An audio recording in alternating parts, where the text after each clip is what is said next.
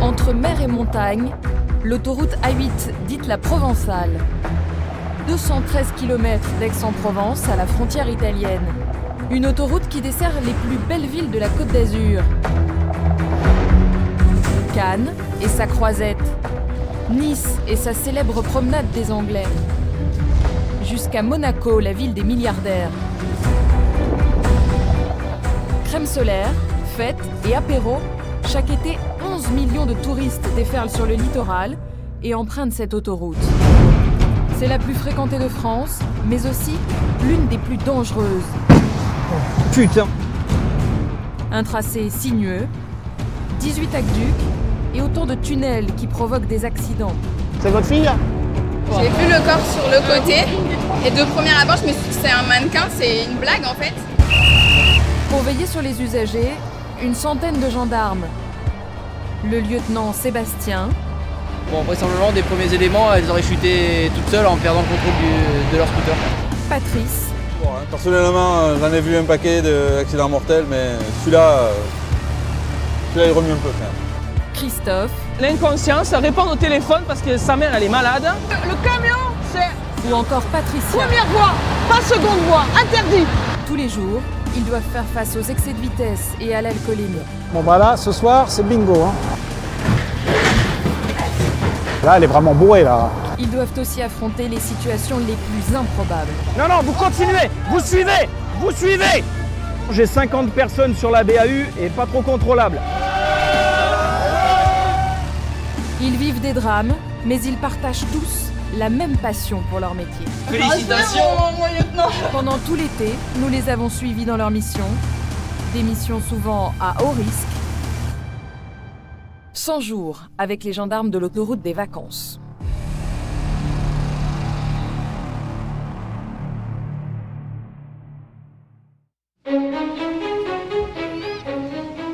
La Côte d'Azur, une région de rêve pour les vacanciers. Chaque année, ils viennent chercher le soleil et profiter de la Méditerranée. Des images de cartes postales qui font rêver. Mais ici, tout le monde n'est pas en vacances. À quelques centaines de mètres des plages, le peloton d'autoroute de Saint-Isidore. Une soixantaine de gendarmes. Leur mission, assurer la sécurité entre Nice et la frontière italienne. Parmi eux, Patrice, un vétéran. 17 ans de gendarmerie à son actif. Aujourd'hui, il est accompagné d'Alexandre, un étudiant qui effectue des réserves dans la gendarmerie. L'après-midi touche à sa fin quand ils reçoivent un appel radio.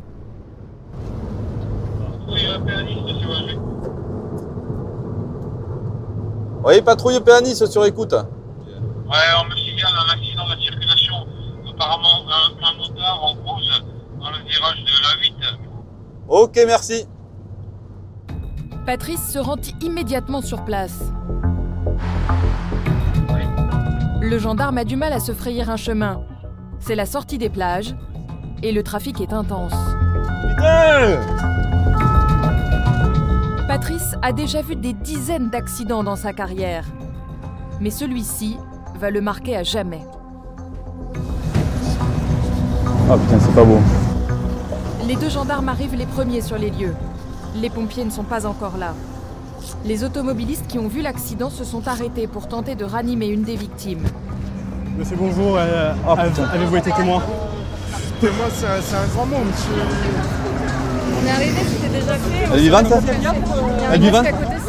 Elle est vivante? Non mais vous arrivez bien pour ventiler ou pas? Apparemment, elle était assise à l'arrière de ce scooter. La conductrice, elle, est morte sur le coup. Sous la violence du choc, son corps a été coupé en deux, sectionné par ce panneau de signalisation. Ses jambes ont été recouvertes par une bâche. La passagère l'est toujours inconsciente. Son cœur ne repart pas. Patrice appelle le peloton pour demander du renfort. On va partir déjà sur un mort, c'est certain, il est coupé en deux. Hein. Et le deuxième, je pense qu'on en a. Le deuxième est mal en point, donc on a sans doute deux morts. Hein. Les pompiers vont prendre le relais. Ils vont tout tenter pour ranimer la jeune femme. Pendant plus de 30 minutes, ils continuent à masser le cœur.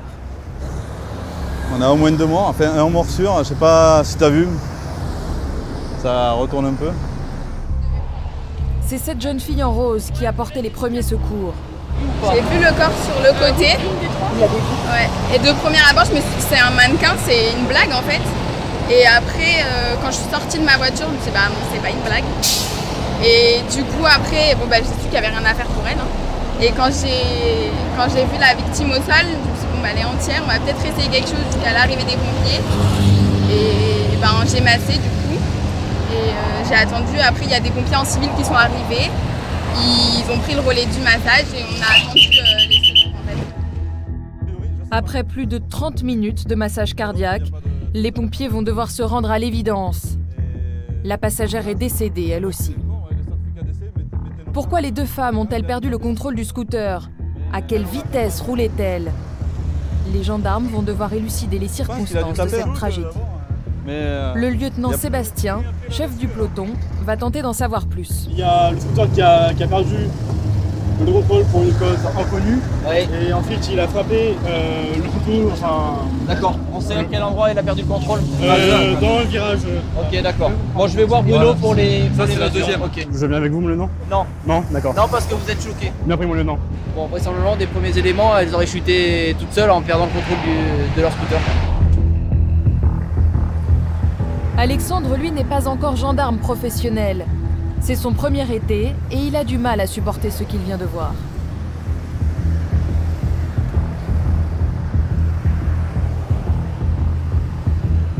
Est-ce qu'il y a un médecin qui peut voir le jeune là, s'il vous plaît? Parce que là, il sent vraiment pas bien. Là. On est plus dans l'ambulance. Le réserviste là.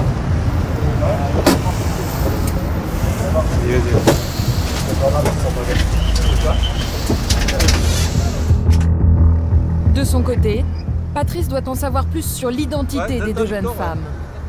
Est-ce qu'il y en a qui pourraient regarder au niveau du corps qui est là, s'il y a des documents d'identité ou s'il a une sacoche quelque part? Parce que moi personnellement je peux pas quoi. C'est pas que je veux pas, mais là je peux pas. Quoi. Il est découpé, c'est pas beau, franchement, moi je peux pas, ça me. Ah, vous voulez pas regarder? Voilà, Ah, et pour voir s'il avait des documents d'identité, quelque chose sur lui. Voilà, c'est pour ça quoi, parce que je veux pas. On a le médecin qui est là, je lui fais les réquises. Pour comprendre les causes de l'accident, les gendarmes doivent savoir si la conductrice ou sa passagère était sous l'effet de l'alcool ou de la drogue. C'est les prélèvements pour faire les prises de sang sur les personnes décédées. Ah, vous faites post-mortem. Post-mortem, bien sûr. Si vous pouvez, si vous y arrivez, remplir les 2 flacons qui sont dans celui-là et les 2 flacons qui sont dans celui-là, si vous y arrivez, dans la mesure possible. On vient de retrouver des bouteilles d'alcool entamées, de vodka avec du jus d'orange entamé, donc on suppose qu'elles étaient sous alcool. Les pompiers sont habitués à réaliser ce genre de prélèvement. Alexandre, le jeune réserviste, a repris des couleurs et il tient à se remettre au travail. Essaye de faire en sorte que les gens ils ralentissent pas trop sur l'accident. T'envoies des coups de sifflet. Ok, merci. Et tu les fais avancer. Quoi, ok. C'est un réserviste et il n'a pas été épargné sur ce coup-là. Hein. Il y en a qui ne voient jamais ça de leur carrière et ils voient ça en tant que réserviste. Alors, le réserviste, Alexandre, avec qui j'étais. Mais il est où là? Attends. Non, là franchement ça va beaucoup mieux. Ça va beaucoup mieux. Certes, je vais me focaliser sur autre chose, mais ça va beaucoup mieux. Ça aide un peu, certes, mais voilà. Les gendarmes le savent, à chaque fois qu'un accident se produit, le voyeurisme des autres automobilistes peut provoquer une catastrophe. Les gens ont tendance à ralentir pour regarder. Il y en a même qui prennent des photos, donc on cache tout avec ce qu'on peut pour éviter que les gens s'attardent et effectivement créer pourquoi pas un suraccident. Et le lieutenant a une autre mission à accomplir. Là, en fait, les pompes funèbres vont arriver, donc on va prélever les bijoux qu'il y a sur les victimes et on va les mettre dans les sachets. Donc là, j'identifie, je mets les noms sur les sachets pour savoir à qui appartenaient les bijoux. Donc là, c'est vous qui allez le faire en fait? Oui, enfin moi je vais pas les prélever directement sur la victime, ils vont me les donner pour les mettre dans le sac. Voilà. Mais je vais être à côté en présence des pompes funèbres en tout cas. Attention, il y a les pompes funèbres qui sont là. Ah, c'est ce que j'avais vu là-bas. En fait, il y a le premier qui est là et le deuxième qui est en cours. La présence du lieutenant est requise pour éviter les vols. D'accord. Les objets personnels, ça fait malheureusement partie des choses qu'on va restituer à la famille. Hein. C'est pas une partie de plaisir non plus, mais bon. Les corps vont être maintenant transférés à la morgue. Bonne soirée, monsieur. Les gendarmes vont pouvoir évacuer les lieux. Allez, Mathieu, on se casse.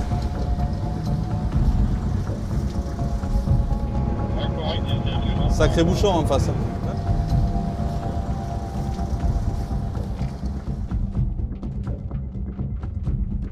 Arrivés au peloton, les gendarmes doivent maintenant prendre soin des prélèvements post-mortem qui vont être confiés à un laboratoire pour analyse. Les effets personnels des deux victimes sont rangés précieusement. Ils seront examinés le lendemain. Mais 2 heures après le drame, tout le monde est encore sous le choc. Donc on est encore un peu dans le feu de l'intervention. Après c'est quand ça redescend, on a souvent des images qui peuvent perturber un peu. On s'y habitue pas. Non. Après personnellement, ça fait partie du boulot, on n'a pas le choix, on y fait face. Mais après, de là à s'y habituer, moi personnellement je ne m'y habitue pas, hein.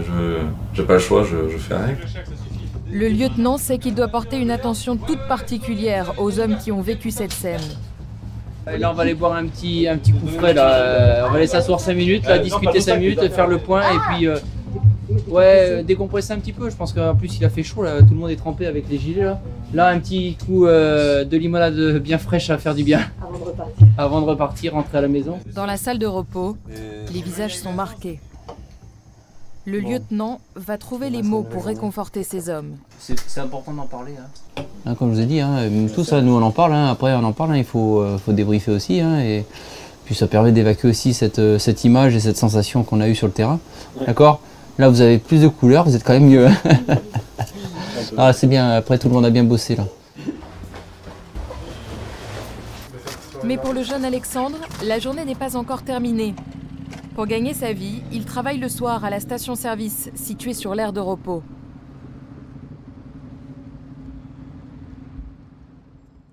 Patrice, lui non plus, n'a pas terminé sa journée. Il est de garde toute la nuit. Il s'inquiète pour Alexandre. Il est un peu plus de minuit. Le gendarme prend la direction de la station-service pour prendre des nouvelles du jeune réserviste. Il est motivé ce jeune, quoi. Il n'attend pas qu'on vienne taper à sa porte pour lui trouver du boulot, quoi. Il se le trouve tout seul, c'est bien, c'est bien. C'est dans cette station-service qu'Alexandre travaille la nuit. Tu fais que des nuits ou tu vas faire des journées après? Là, j'ai encore une nuit, 2 jours, 2 nuits, un matin. Ah ouais, tu fais un peu de tout, 3 quoi. nuits, 4 jours, 3 jours. Ah ouais, c'est aussi farfelu que chez nous, ça va. Ça va, c'est vrai. Quand je suis qui faisait la nuit, je me suis dit j'allais le voir, hein, quand même. On a quand même un passif ensemble, donc la moindre des choses c'était de passer le voir. Le jeune homme a retrouvé le sourire, il semble travailler normalement. Patrice est rassuré. Il a trouvé un boulot, c'est bien. Très très bien. Il est gentil, il est rigolo, il me fait rire. Ouais. Bon Alex, nous on va te laisser. On va te laisser cuire ton pain. Se gratte la tête. C'est clair. Ah là là. Allez, ciao. Ciao. Bon courage pour la nuit.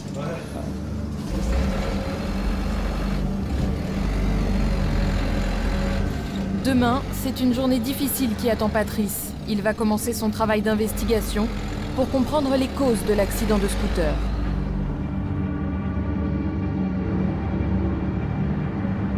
À l'autre bout du département, près de Cannes, le peloton de Mandelieu. Son rayon d'action, Nice-Ouest jusqu'au péage du Capitou dans le Var. Un tronçon de 57 km. Ce matin, un homme se présente pour la première fois. C'est le nouveau chef, le lieutenant Olivier. Il va faire connaissance avec les 34 gendarmes de son unité. J'ai fait la nuit, hein. Ouais, ça ne voulait pas. Je fignole mon cadre. Ça va, vous allez bien?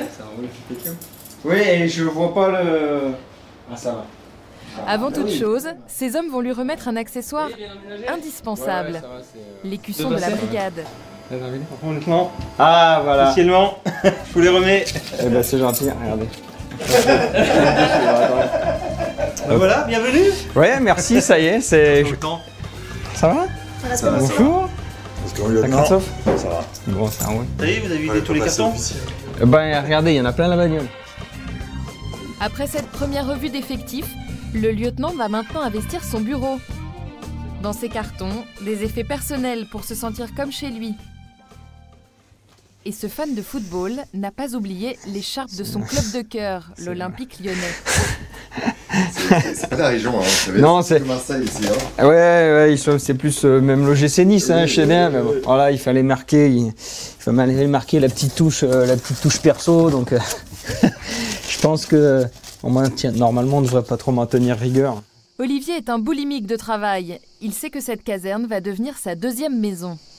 Vous passez quand même la plupart de votre temps ici. Vous voyez parfois plus souvent vos collègues de travail ou vos supérieurs que votre femme et vos enfants. Donc c'est bien aussi de garder une petite photo, même si elle n'est pas trop à la vue du public, mais une photo de la famille ou des petites choses qui vous rappellent vos amis, votre famille. Hein, je pense que c'est important. Entre le lieutenant et ses hommes, le feeling est tout de suite passé.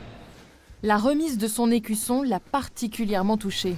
Ça fait quelque chose, voilà, le premier jour. Au fait, mon lieutenant, tenez, c'est l'écusson du PMO. Ah, voilà, vous êtes accepté. Hein. Tout de suite, voilà, on vous donne le petit patch qui dit, tenez, vous faites partie de la boutique, même si c'est vous le patron en l'occurrence. Ah, c'est des petites choses comme ça qui marquent, quoi. On vous le pose pas sur le bureau, on vous le laisse pas dans une enveloppe dans votre case où il y a marqué lieutenant. Chut, non. Dans la salle de repos, l'ambiance est bon enfant. Certains gendarmes se permettent même déjà quelques revendications. Le billard et le baby-foot.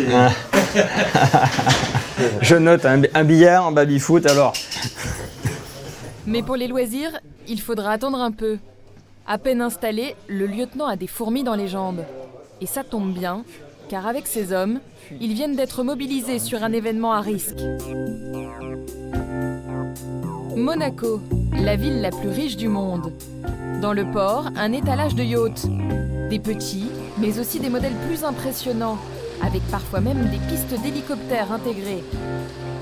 Ici, on est milliardaire et on ne s'en cache pas. Les grandes fortunes font dans la surenchère. Aujourd'hui, la ville est en effervescence. Mais c'est un tout autre public qui est attendu. Un peu plus populaire. Dans 3 heures, l'équipe de football de la Principauté joue au stade Louis II contre Marseille. La rencontre a été classée rouge par la préfecture. Les supporters de l'OM sont bouillants. Quant aux forces de l'ordre, elles sont sur les dents. Pour surveiller les supporters des deux camps, un énorme dispositif a été mis en place aux abords du stade. Et pas seulement. Car depuis quelques années, c'est sur les aires de l'autoroute A8 que les supporters des deux clubs se rencontrent pour s'affronter. Alors aujourd'hui, le lieutenant Olivier et ses hommes sont en alerte. La mission du jour, c'est participer à l'escorte de la noria de bus des supporters de l'Olympique de Marseille. On fera la voiture balai. Ok, super, ça. Merci. On vérifiera que derrière nous, n'arrive aucun supporter adverse de Monaco qui voudrait s'en prendre au bus de supporters. Voilà, faire en sorte que ça se passe bien. C'est sur cette aire d'autoroute que le lieutenant Olivier et ses collègues ont donné rendez-vous à une dizaine d'autocars remplis de 450 supporters marseillais. Pour éviter des échauffourées, ils vont les escorter jusqu'au stade. Le patron de l'escadron départemental dirige les opérations. La soirée sera délicate puisque la dernière fois, les supporters lyonnais ont fait des boules de pétanque à Saint-Isidore, donc on va essayer d'éviter ça. Faites attention à vos affaires là. Hein? Ok. Bon allez, bon après-midi à tous. Au total, 4 motards et 3 véhicules accompagnent le convoi. Vous voyez Richard, ils ont mis des slogans sympas sur leurs écharpes. Vous avez vu? Ah c'est festif. C'est l'ambiance quoi.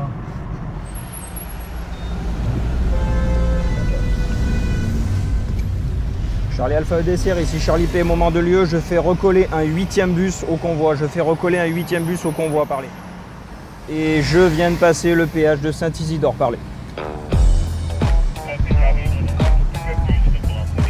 Les premiers kilomètres sont avalés sans problème. Mais pour le lieutenant et ses hommes, le voyage va brutalement se compliquer. Putain, enculé. Charlie Alpha EDSR, ici Charlie P, moment de lieu, le moteur du bus a explosé. Je répète, le moteur du bus a explosé. On est arrêté sur la BAU dans la montée, parlez. Le moteur du véhicule a lâché au plus mauvais moment, dans une montée et à 10 km du stade. Pire encore, le chauffeur a commis une bévue. Il a laissé descendre du bus les supporters, en pleine autoroute. Franchement, mettez-vous sur... J'en ai aucune idée, mais mettez-vous sur le côté parce que... Ça va durer de péter. Ouais, je sais bien, mais mettez-vous sur le côté. Là, vous êtes tous agglutinés sur le bord de la route. S'il y a un mec qui regarde pas, mettez-vous là-bas. Ouais, non, mais c'est bon. Vous inquiétez pas, laissez-moi faire mon boulot. Mettez-vous là-bas en sécurité. Vous n'avez pas de gilet, vous n'avez rien, mettez-vous là-bas. La priorité maintenant, éviter qu'ils se fassent percuter. S'ils viennent avec une bagnole des mecs de Monaco, ils vous raflent tous. Mettez-vous bien sur le bord, s'il vous plaît. Sur le bord. Mais voilà, les supporters s'impatientent. Le match commence dans moins d'1 heure et ces ultras ont peur de rater le coup d'envoi. Allô ? Il y a urgence. Pour éviter de se faire déborder, le lieutenant appelle immédiatement du renfort. Oui, bonsoir, c'est le lieutenant Gallon, commandant le PMO à Mandelieu. Je suis sur l'escorte des bus de joueurs marseillais. On a un bus en panne dans la montée, juste après le péage de Saint-Isidore. Le cas, le deuxième. Voilà, il y a le dernier, il faut qu'il continue. Il y a le dernier bus qui arrive. Ouais, ben non, il faut, non, vous continuez, vous suivez. Et pour l'instant, j'ai 50 personnes sur la BAU et pas trop contrôlable. Bon, je me fais remplacer par Nice et il y a quelqu'un qui reste sur place. Impossible de rester sur place pour le lieutenant. Il doit immédiatement rattraper la suite du convoi parti devant. C'est donc une autre équipe qui va gérer l'impatience de ses supporters. Adjudant, on recolle nous. C'est nous les Marseillais. Ça faut avoir le mental. Ouais. On est tombé en panne. Un peu dégoûté là.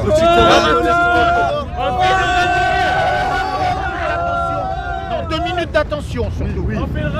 Faites-vous pas accrocher sur la voie. Là, là-bas pour vous faire accrocher. D'accord?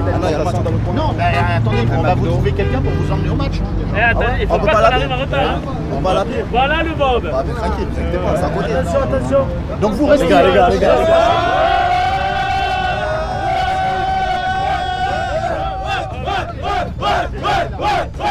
En fait, on était sur l'autoroute, le chauffeur elle conduisait, d'un coup, on entendait péter derrière l'arrière du car. Je crois que c'est là, soit la durée, soit le Ketmelim. Mais en attendant, on est là, coincé entre l'autoroute et l'autoroute du désir. On essaye vraiment d'aller au stade, on veut que l'OM elle gagne ce soir. Là, on est avec l'équipe.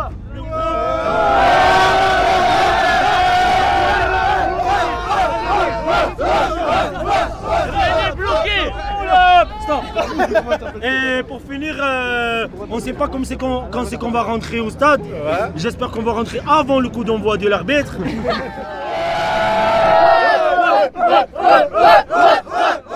Pour redémarrer, le chauffeur et les supporters ont trouvé une drôle d'astuce. Ils vont refroidir le moteur avec leur propre bouteille d'eau. Vous pouvez mettre du whisky aussi ou du Ricard, hein, ça marche. Si vous voulez, il marche mieux. Ouais. Moi, j'en ai vu tomber en panne comme ça, ils mettaient du whisky hein, parce qu'ils n'avaient pas d'autre chose. Hein. C'est bon, madame, il a mis le fasciste, ça redémarre. Il fallait rajouter de l'eau. Tout à fait. On va arriver au moins au péage et puis après on verra la suite. Maintenant, les supporters n'ont plus qu'à croiser les doigts. Madame, un dernier message, on va gagner le foot. Le bus reprend la route. Les gendarmes le suivent de près. Ils ont remis toutes les bouteilles d'eau qu'ils avaient. Elle est en train de s'échapper en vapeur là. Mais bon, ça peut peut-être le faire les 4 km. Hein. Mais dans la montée, le moteur du car est à l'agonie. Là, il faut passer ce tunnel. Il faut passer ce tunnel. C'est le dernier des tunnels. Là. Ça devient compliqué, il ralentit. Après, il sera sauvé. Après, normalement, il est sauvé. Là, il y a encore, allez, 500 mètres. Et normalement, c'est bon. Suspense, quoi. Suspense.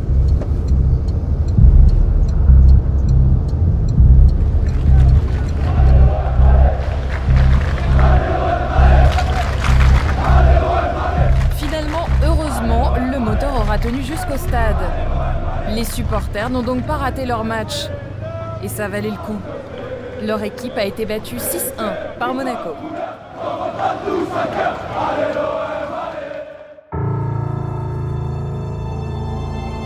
Retour au peloton de Nice-Saint-Isidore. Ce matin, à la une de la presse locale, l'accident de scooter qui a coûté la vie aux 2 jeunes femmes. Le lieutenant Sébastien poursuit ses investigations. Il a lancé un appel à témoins. Certaines personnes commencent déjà à se manifester en disant « j'ai vu l'accident, j'ai vu ce qui s'est passé ». Donc là, on va essayer de contacter ces personnes-là pour recueillir leurs témoignages, pour apporter un petit peu d'éléments à notre procédure pour pouvoir déterminer réellement les causes de l'accident. En attendant que les premiers témoins se présentent, les gendarmes font l'inventaire du sac de la jeune femme. Cela leur permettra peut-être d'en savoir plus sur les causes de l'accident. C'est du Subutex. Ouais. Ah mais ça c'est pour les drogués quand ils arrêtent de prendre leur drogue. Ouais, c'est ce que j'allais te dire. Et on leur donne du Subutex. C'est un moyen de substitution aux stupéfiants, notamment la cocaïne. Donc on va pas restituer ça à la famille. Le magistrat il m'a dit non, ça se délivre pas comme ça, c'est sur ordonnance. On ne sait pas à qui ça a été délivré. Et ce n'est pas tout. Okay. Dans le sac, les gendarmes vont faire une autre découverte. Ce qu'il faut pour faire l'oreille. Dans ce petit porte-monnaie, le kit nécessaire pour sniffer de la cocaïne. Alors la conductrice était-elle sous l'emprise de la drogue quand elle a perdu le contrôle de son scooter?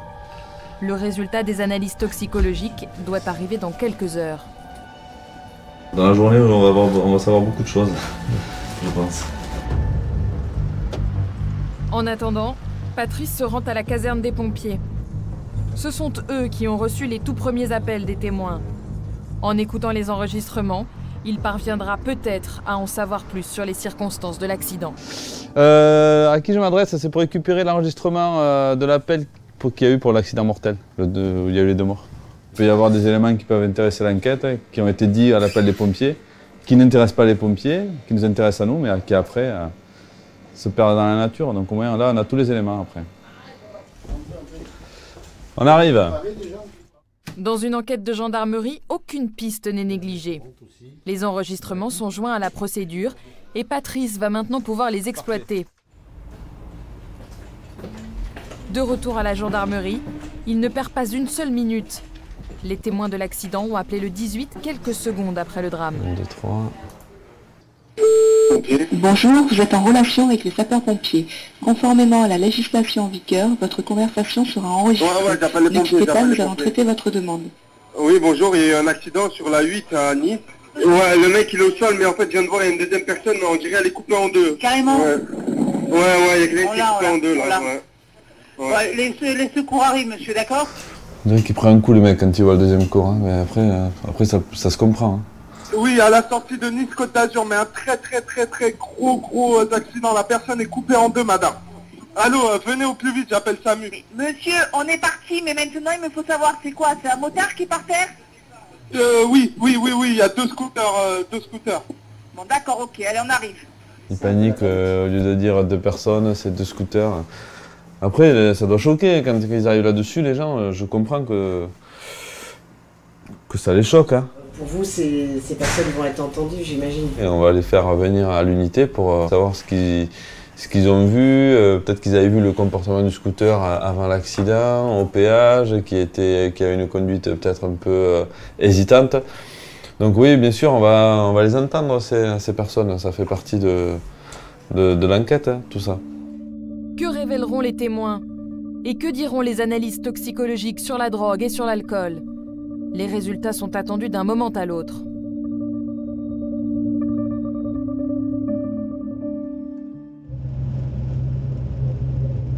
À quelques kilomètres de là, le peloton de Mandelieu vient de repérer un homme sans casque et sans gants sur un scooter. Une double infraction. C'est que c'est pour lui. Attends. Vous nous suivez? Suivez-nous. Il est farci ou quoi? Oui, ouais. C'est bon, il suit? On va se foutre là. Allez hop. Bonjour. On m'a pris des scooters, j'arrive pas à ouvrir la selle, il y a mon casque qui m'étend. Eh ouais, mais faut pas le prendre le scooter, monsieur, vous roulez sans casque. Il faut vous faire dépanner, hein. Non, j'arrive pas. Vous n'arrivez pas? Sinon, je mets mon casque et mes gants. Je sais pas, ma belle-sœur, elle s'est tuée il y a 3 jours. Pour les strepsioses et Moulin. Elle faisait partie de ma belle-sœur. C'est votre belle-sœur? 25 ans que je la connais. J'ai roulé sans casque, je pense à elle. Elle roulait pas sans casque. Non, mais bon. Ouais, non, mais vous avez raison. Il nous raconte que sa belle-sœur s'est tuée il y a même moins d'une semaine en scooter et il fait du scooter sans casque. Vous allez mettre un PV, monsieur? Eh oui, on va vous mettre un PV. J'ai le RSA.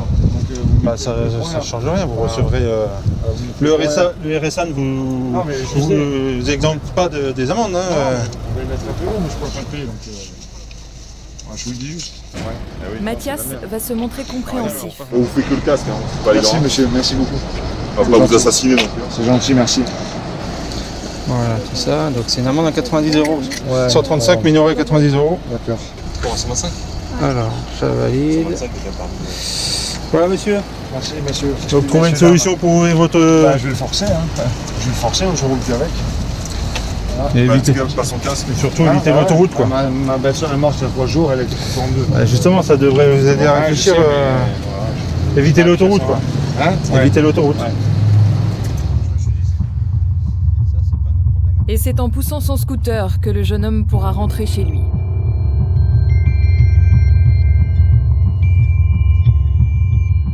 La nouvelle parvient vite jusqu'au peloton de Saint-Isidore.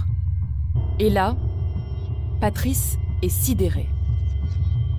Le mec, il perd un membre de sa famille dans un accident de scooter, et lui, qu'est-ce qu'il fait? Il prend le scooter, il met pas le casque. Sur l'autoroute. Mais un truc de fou, quoi. Et pourquoi? Et le casque, un peu pire, c'est qu'il l'avait dans le coffre. Pourquoi il l'a pas mis? Ah, ça, je sais pas, c'est pas nous qui l'avons contrôlé, mais de ce qui nous arrive aux oreilles, c'est que... Le plus grave, c'est que le mec, c'est le beau-frère, c'est un membre de la famille qui s'est tué dans l'accident de scooter. Un champion du monde, quand même. Si Patrice est exaspéré, c'est parce que depuis plusieurs mois, les chiffres sont mauvais. Donc en fait, ici sont répertoriés tous les accidents de l'année, corporels ou mortels, 2016-2017. Les conducteurs de 2 roues sont les principales victimes. Les 2 femmes de l'accident de scooter ne sont pas les seules à avoir perdu la vie. Depuis le printemps, 5 personnes ont déjà été tuées. Ça s'est emballé et depuis le mois de mai, là, c'est la série, quoi. Presque à chaque fois, il y a un scooter ou une moto qui est impliqué. Et, on pense qu'on doit accentuer sans doute la prévention et la répression sur les 2 roues, malheureusement. Pour mettre fin à cette hécatombe, au peloton, c'est le branle-bas de combat. Donc bonjour à tous, moi je me présente, je suis l'agent Chaveret, je commande la brigade motorisée de Grasse pour ceux qui ne me connaissent pas. Donc là, on va cibler essentiellement les 2 roues. Parce que vous savez que depuis le début de l'année... L'adjudant-chef Philippe, le patron des motards, va diriger une opération spéciale sur une des routes les plus dangereuses de la région. La route Napoléon. L'objectif, c'est un contrôle massif des comportements de 2 roues. Parce que sur la route Napoléon, c'est une route qui se prête bien à la moto, parce que sinueuse, parce que un bon asphalte. Et par contre, il y en a certains, ils prennent ça un petit peu pour un circuit, et c'est là que ça commence à être dangereux. Et malheureusement, il y a des accidents graves, voire très graves, sur du 2 roues, et c'est pour ça qu'on est là. C'est bon pour tout le monde? Direction la route Napoléon. Ces paysages de rêve et ces courbes sinueuses en font l'une des routes les plus belles de la région, mais aussi l'une des plus meurtrières. 20% des accidents graves se produisent dans les virages.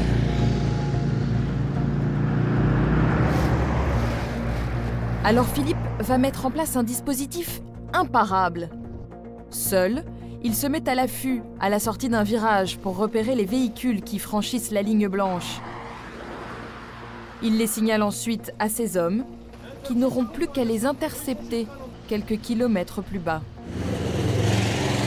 L'adjudant-chef garde l'œil rivé sur la ligne médiane et gare à celui qui la dépassera. La consigne du jour, c'est tolérance zéro.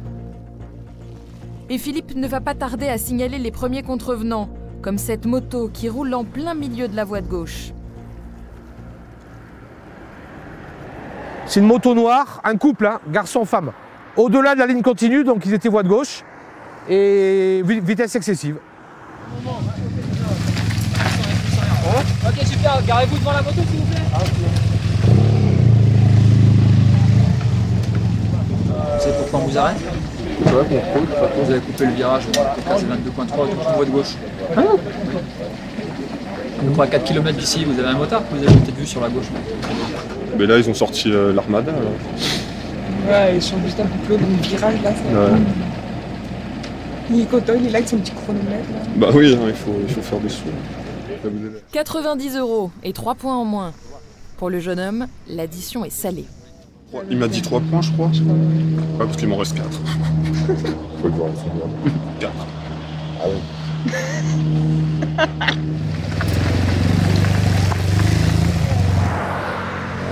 Une moto là, un KTM, moto KTM.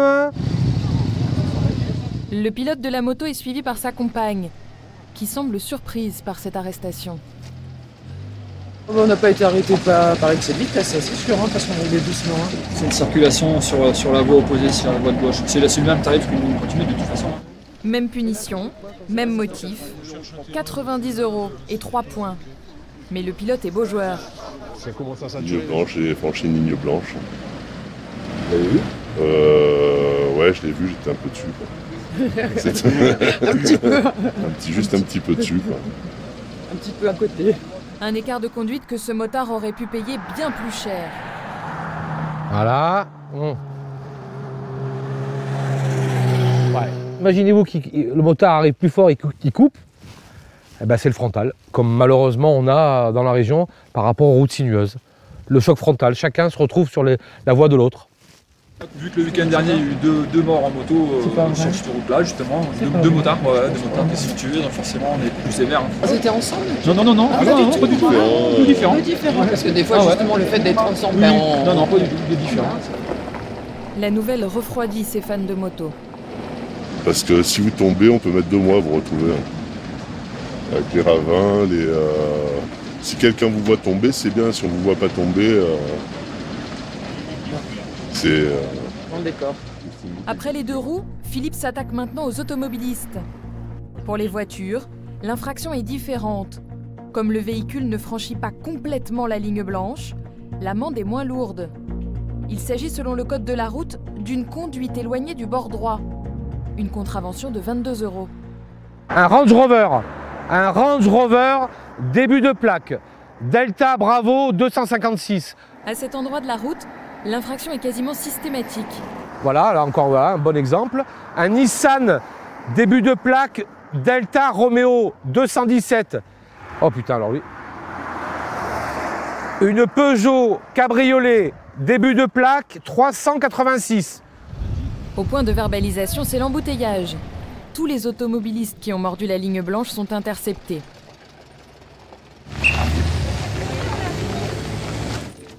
Papier, alcoolémie, stupéfiants, tout est contrôlé. Vous avez consommé de l'alcool, madame? Non, monsieur. Je vais vous demander de s'y mettre. Alors ça devrait bien se passer.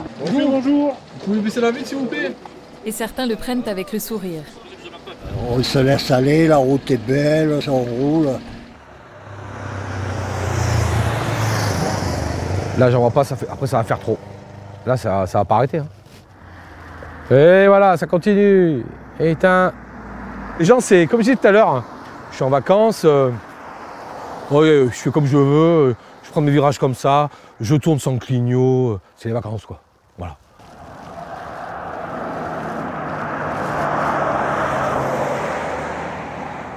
Un Jeep noir, Bravo, Foxtrot, début de plaque, conduite éloignée du bord droit.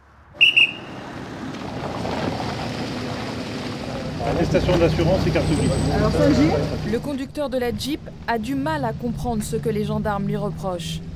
Il n'a jamais entendu parler de cette infraction.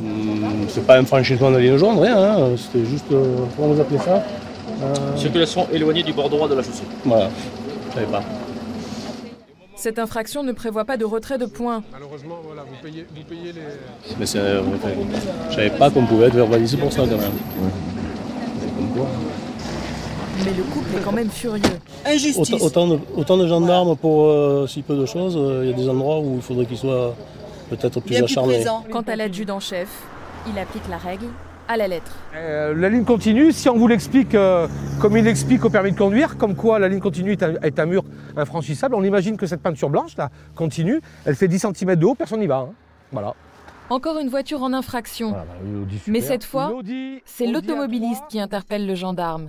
Oui. Il a vu un chien errant qui peut provoquer un accident. Un chien? Ouais. Non.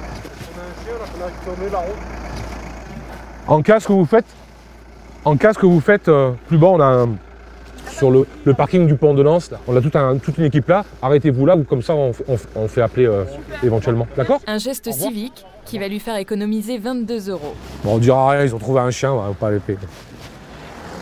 Si en plus ils s'arrêtent pour le chien, les pauvres, ouais, ils ont quand même rattrapé et puis on le verbalise pour le fort. On va être gentil quand même. Hein. Faut faire un peu montre de discernement aussi, hein. Important.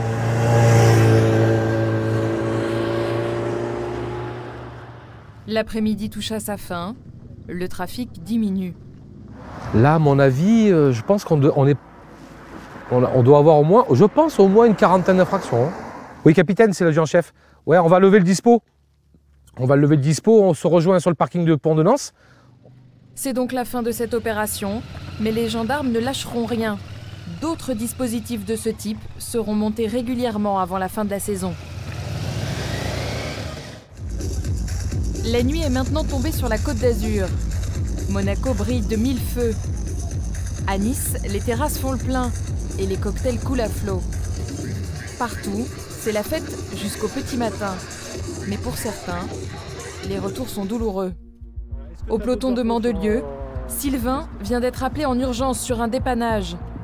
Le patrouilleur demande de l'aide car il est tombé sur une conductrice qui lui donne énormément de fil à retordre. Il y a un dépannage qui est en cours, mais les gens sont un peu belliqueux à l'intérieur. Donc le dépanneur a des problèmes avec ces gens-là, donc à savoir s'ils ne seraient pas alcoolisés non plus. Que se passe-t-il exactement entre le dépanneur et l'automobiliste? Sylvain ne le sait pas encore, mais il va découvrir une scène surréaliste. Je vous remercie d'être venu si vite. Les deux elles sont fortement alcoolisées. Mais bien. La conductrice du véhicule en panne tient à peine debout. Quand vous êtes arrivé, elle était au volant, elle était où? Elle était au volant en train de continuer à boire. Elle avait un verre encore à la main. Bonsoir mesdames. C'est la gendarmerie. Bonsoir. Qui est-ce qui conduisait alors? Madame. Oh là là. Ah, c'est vous? j'ai eu un problème d'embrayage. Ouais. Donc l'accident d'embrayage a lâché. Mais vous vous rendez compte là? Qu'est-ce que vous avez bu comme alcool là? Un peu de rosé. Ouais, bah un peu beaucoup quand même là. On vous fait un petit dépistage de l'alcoolémie, vous soufflez? L'automobiliste et son ami sont complètement ivres. Et l'une d'elles est en train de craquer.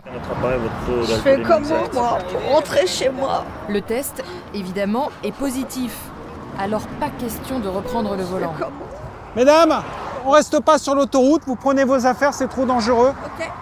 Hein? Okay. Vous allez venir avec là, on va rentrer à la gendarmerie. Marchez bien sur le côté parce que c'est dangereux. Sylvain a rarement vu ça. Bon bah là, ce soir, c'est bingo. Hein. Là, elle est vraiment bourrée là. Je pense qu'au niveau du taux, on va exploser les compteurs là. Oh putain, la honte. Allez, vous avez encore un sac, madame? Tenez, monsieur.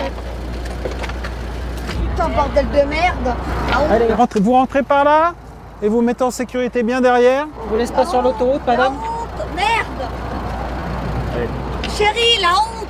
Allez, la route, bah, madame. je vous aime pas de toute manière, donc là, c'est comme ça, merde.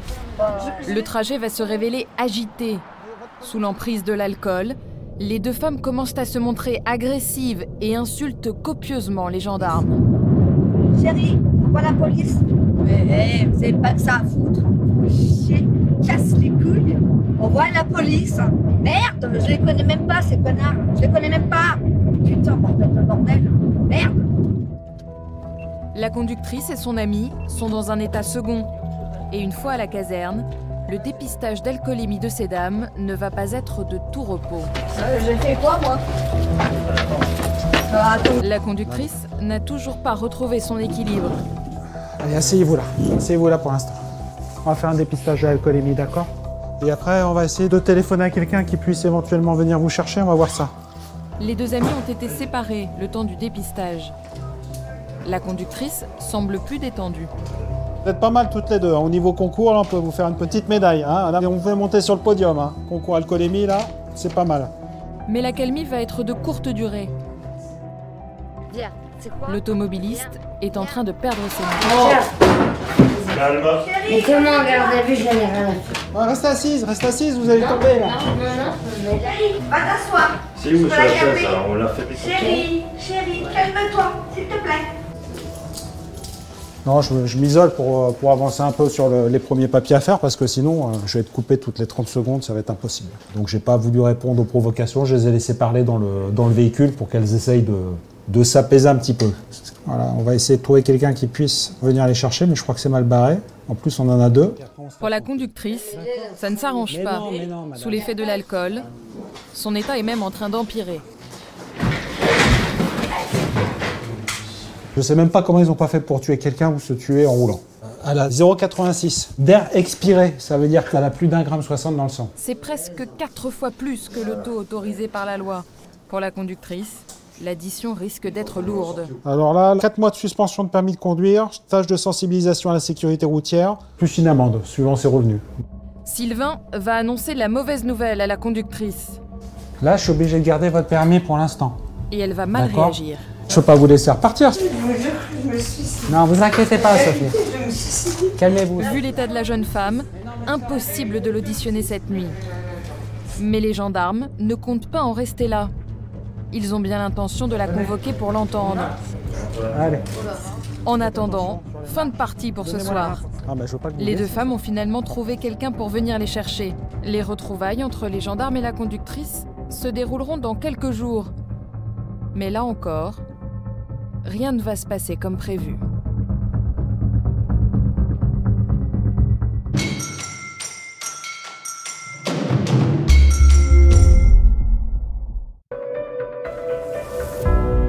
Sur l'autoroute de la Côte d'Azur, les gendarmes sont sur tous les fronts pour assurer la sécurité des usagers. Patricia va devoir calmer un chauffeur de poids lourd au comportement criminel. Speed. T'as vu la voiture que c'est, t'as vu le poids lourd, tu aurais pu nous tuer. Papier, permission de conduire, la totale. De son côté, Patrice va explorer toutes les pistes pour connaître la vérité sur les causes de l'accident de scooter qui a coûté la vie à la conductrice et à la passagère. Parce qu'elle s'est endormie, elle s'est assoupie, ça a déséquilibré la conductrice qui n'était pas forcément en état non plus.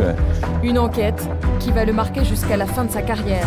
Dès que je travaille sur ce dossier, ouais, bien sûr que j'ai ces images qui reviennent. Ouais, et puis voilà, c'était assez macabre comme scène, ouais, ça c'est sûr. Mais d'abord, au peloton de Mandelieu, Sylvain doit entendre la femme qui conduisait sous l'emprise de l'alcool. Le patrouilleur de l'autoroute l'avait appelé au secours. 3 jours plus tard, Sylvain a reçu la sanction du préfet. Donc suite à cette alcoolémie, la sous-préfecture de Draguignan a pris un arrêté de suspension de permis de conduire pour une durée de 6 mois. Donc je vais l'appeler pour l'informer déjà oralement de cette suspension de permis de conduire pour une durée de 6 mois et pour qu'on puisse convenir avec cette dame des rendez-vous pour pouvoir l'auditionner, qu'elle s'explique sur le pourquoi, comment est-ce que j'en suis arrivé à conduire dans un état alcoolique aussi avancé.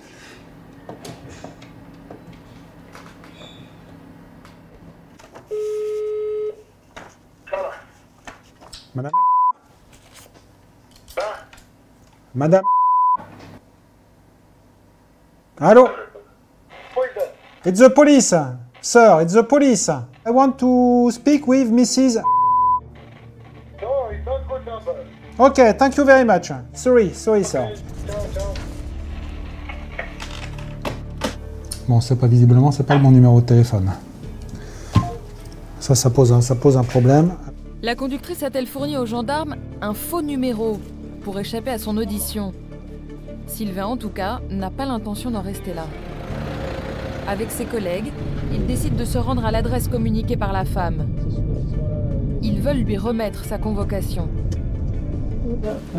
Après avoir donné un faux numéro, la femme aurait-elle aussi donné une fausse adresse? On est presque au but. La conductrice habiterait derrière cette porte. C'est la gendarmerie, ouvrez! Après plusieurs minutes d'attente, aucune réponse. Aucun signe de vie dans l'appartement. Les gendarmes repartent et ils ont fait chou blanc. Mais Sylvain et son équipe ont une autre piste pour retrouver cette dame. Car le soir de l'intervention, sa voiture a été immobilisée et emmenée dans un garage. Les gendarmes vont vérifier si elle y est encore. C'est quoi? Faut que j'appelle quand même le garage, voir si elle n'aurait pas été récupérée malgré l'immobilisation, le véhicule. C'est lequel de garage? Ouais, CMPL Puget, là. Si tu peux lui passer un coup de fil. Le véhicule de la dame a été immobilisé jusqu'à nouvel ordre. Mais en appelant le garage qui l'héberge, les gendarmes vont avoir une surprise. Ils l'ont récupéré quand? Alors qu'elle n'a plus le droit de toucher à sa voiture, la femme l'a fait transférer dans un autre garage pour faire réparer l'embrayage. Heureusement, les gendarmes connaissent bien les garagistes de la région. Après, il y a une bonne entente avec les garagistes et c'est vrai que c'est toujours plaisant qu'ils nous communiquent les renseignements dont on a besoin et que lui récupère les renseignements, c'est vrai, c'est important. On travaille en collaboration dans le cadre des enquêtes, etc. Oui. Pour empêcher la dame de récupérer son véhicule, Christophe s'empresse alors de prévenir le garagiste qui doit le réparer. Alors juste pour information, c'est un véhicule qui a été immobilisé, donc vous ne pouvez pas le restituer à sa propriétaire parce qu'il y a une enquête qui est en cours. À 11h, elle doit venir? Ah ben c'est parfait. Écoutez, dès qu'elle est là, est-ce que vous pouvez me rappeler sans lui dire qu'on arrive, s'il vous plaît? Christophe a eu le nez creux. La conductrice, jusqu'alors introuvable, doit récupérer sa voiture au garage dans 1 heure. Pas de temps à perdre. Les gendarmes veulent arriver avant elle et lui faire la surprise. Bonjour monsieur, c'est vous au téléphone? C'est moi. Oui, c'est moi, ouais. Elle est où la voiture? Elle est là, elle est cachée. Et elle est où la dame? Bah, elle m'a dit sur la route depuis tout à l'heure, elle est pas venue. Bon, on va aller se mettre un peu plus loin alors. Ouais, si vous voulez, vous faites le tour. Allez. La voiture de la conductrice est maintenant réparée. Sans doute voulait-elle la récupérer malgré son retrait de permis. Oh bah c'est bien, allez hop, on n'a plus qu'à attendre la propriétaire.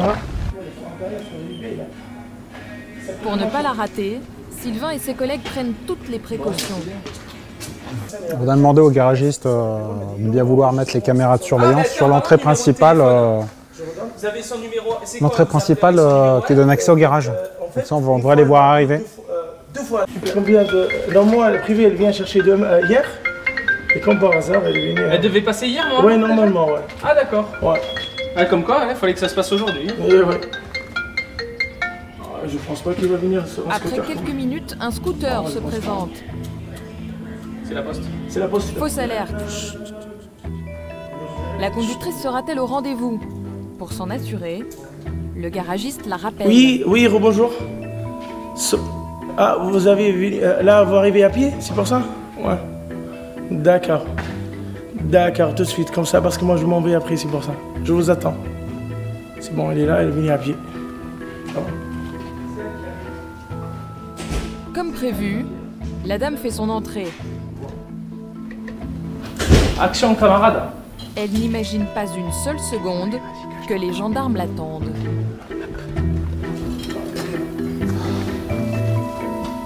Christophe n'a plus qu'à l'accueillir. Bonjour madame. Bonjour. Bonjour. Ça fait un moment que j'essaye de vous trouver. Ah Un moment. Oui. Vous venez récupérer votre voiture? J'ai quelqu'un qui va venir la conduire en fait. Votre voiture, elle est immobilisée. Donc il faut passer me voir au peloton motorisé de Mandelieu pour que je vous entende. Une fois que vous êtes entendu, je vous rends votre voiture avec quelqu'un qui me montre son permis valide. D'accord? Et je peux venir aujourd'hui? Aujourd'hui, ce soir 20h, ça vous... Ah non, mais j'ai quelqu'un, j'ai déjà une Mais moi je émission. peux l'entendre. Tu peux l'entendre? Oui, moi je peux À l'entendre. 20h? Est-ce qu'on aura besoin de vous courir après ou pas? Non. Maintenant, s'il y a besoin de vous courir après, voilà quoi. Non, mais qu'on soit d'accord. Ok? Donc rendez-vous ce soir à 20h. On est d'accord? Ok. Maintenant, la voiture reste là. Ok. Allez. Je te donnerai un papier officiel à madame, D'accord. avec l'entête gendarmerie, qu'elle vous la présentera. Ça veut dire qu'elle pourra récupérer son véhicule demain matin, si elle est passée nous voir ce soir. D'accord? Ok, ça marche comme ça. Merci en tout Ce cas. soir, madame. Allez. Au revoir. Merci, monsieur. Merci. Au revoir. Merci encore. Au revoir. Le rendez-vous est donc pris pour le soir même. Mais surtout, la femme sait désormais que les gendarmes prennent son affaire au sérieux.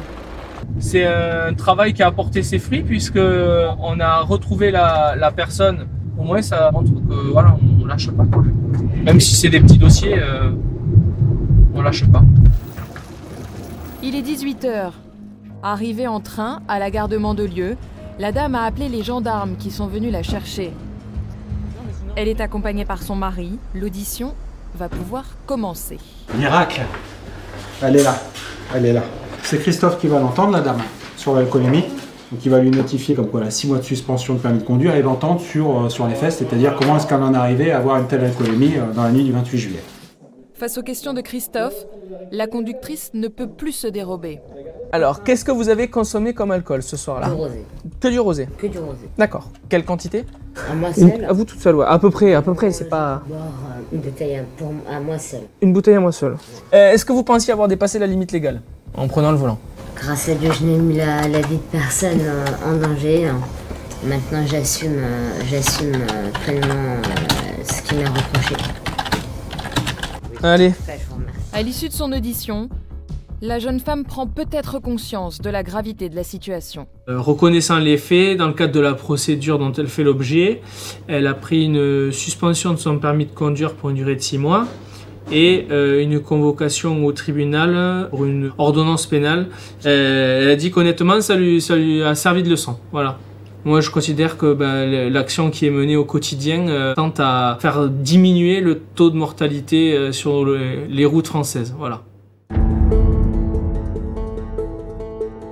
Au même moment, à Saint-Isidore, une motarde arrive au peloton. C'est Patricia, gendarme depuis 17 ans. Et vous n'avez pas pensé postuler pour devenir motarde à la gendarmerie? Non, je suis trop petite. Trop petite et trop âgée maintenant. J'ai essayé, mais il manquait 4 cm. Donc, c'est piqué, hein. C'est comme ça. Non, mais c'est très bien. Patricia n'a pas choisi cette moto américaine par hasard. C'est une moto plaisir, c'est une moto passion, c'est une moto dépouillée, brute de pomme comme moi, et simple. Voilà, ça me ressemble. Ce soir, Patricia prend le service de nuit. Mais elle a à peine le temps de se changer, car la société d'autoroute vient d'envoyer une image sur son écran de contrôle. Un poids lourd est à l'arrêt sur la file de gauche. Mais qu'est-ce qu'il fait le poids lourd sur la voie rapide déjà? Bon allez, go go, ça commence. Patricia doit partir en urgence. La soirée commence bien.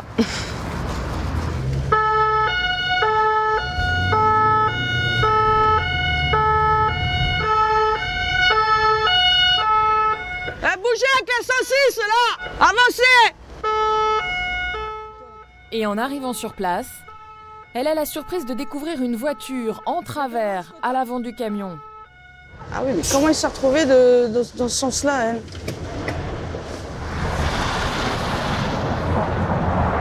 Bonjour! Ah ouais. Bonjour. Bonjour! Ça va? Ouais, ça va. Surtout avec une Smart, un poids lourd, quoi! Bonjour, qu'est-ce que vous faites là sur la voie rapide? Hein? Quoi? Parla qualcuno italiano? Non, pas italiano, no. Ma poi sono andato a sinistra quando ho tamponato. On attendait quoi? Ce qui s'est passé, on a pris le péage, on allait faire des courses avec ma soeur à Leclerc. Ok, d'accord. On s'est engagé. Vous étiez sur quelle voie? On a pris le péage, on s'est engagé sur la première voie là. Vous étiez sur la première voie? Ok, Lui ça marche. était bien loin, je l'avais pas dans mon rétro. D'accord. On s'est décalé sur la voie de gauche parce qu'il y avait des camions. Ok. On était tout seul sur la voie du milieu. Ok. Et le monsieur, il est arrivé comme un fou furieux derrière. On était précédemment devant lui. Il nous a percuté volontairement parce que, bon, j'ai une Smart. On roulait à 100, on s'engageait sur le péage. Et il nous a percuté derrière parce qu'on roulait pas assez vite à son goût. Avant qu'il freine, on a mis au moins 300 mètres. On voit les marques de rivage, c'est impressionnant. Ça va pas, hein? C'est impressionnant. Non, si tu nous as vu et t'as percuté volontairement. Non. Speed. C'est un fou. Le camion, c'est un fou. Première voie, pas seconde voie, interdit. C'est un fou. C'est interdit. On t'a dit, t'as vu la voiture que c'est, t'as vu le poids lourd, tu aurais pu nous tuer. Ma soeur, elle s'est fait renverser sur Paris. Elle est traumatisée encore aujourd'hui, et aujourd'hui tu lui fais ça. T'as de la chance que ça se passe comme ça et que je sois policier. Parce que moi je te descends du camion et je te rentre dedans, je te le dis. Parce que là tu vas tuer quelqu'un un jour comme ça. Tu es un fou tu es. Les papiers truck. Malade. Papier, permission de conduire, la totale. Le chauffeur n'a pas bu une goutte d'alcool. Patricia doit maintenant faire le contrôle de produits stupéfiants. On y va. Là. Lèche les dents. Comme... Non, les dents. Voilà.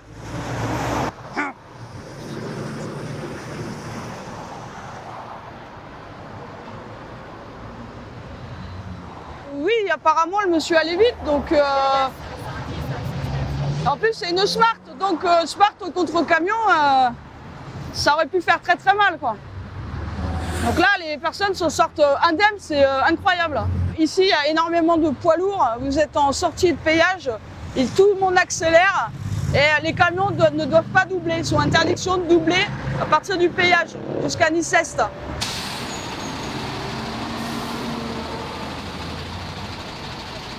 Excuse-moi, je vais prendre juste une photo du... Une photo qui viendra alimenter le rapport de Patricia en cas de litige. En fait, il a commencé à vous percuter par l'arrière et ça vous a fait... Tout à fait. Parce qu'il vous aurait tapé de plein fouet sur le côté, ça n'aurait pas été la même. Ah, c'était terminé. Le résultat du contrôle de stupéfiants vient de tomber. C'est négatif le stup, il n'y a rien. Nada. Pas d'alcool, pas de drogue. Le chauffeur était en pleine possession de ses moyens quand il a poussé la Smart. Vous allez nous suivre au garage pour faire le constat avec la voiture, faire le constat. Constat pour l'accident, constat. You follow, ok? Et moi follow you, ok? Vous allez monter avec le dépanneur s'il vous plaît.